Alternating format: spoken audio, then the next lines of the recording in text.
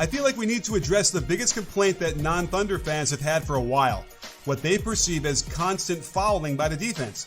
The problem is, these guys play exactly the way a good defensive coach would teach their players to defend. They do a great job showing their chest to the ball handler and pressuring while retreating with their hands up, all of which helps to ensure they're in legal guarding position. Remember, a lot of contact is legal if the defender is in this position, and no team gets their players to find it more often than the Thunder. This little edit from the Thunder account got people upset, saying it's a perfect example of their fouling. But this just demonstrates a lack of understanding of the NBA rules.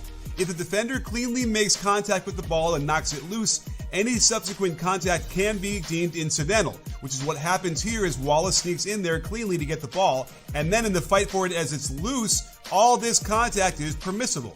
Zach LaVine gets swarmed like the defense does so well, and any contact of the wrist happens simultaneously to contact with the ball as it's being thrown, a good steal that no team will get whistled for. And AJ Mitchell swipes cleanly down on the ball, only contacting the hand after the ball has been dislodged.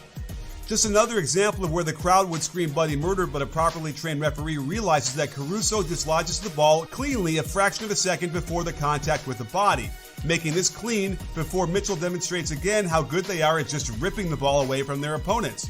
Do they get away with stuff? Sure, someone like Lou Dort pushes the limits and sneaks in plenty of little holds and bumps, which takes a toll over the course of the game, both physically and mentally.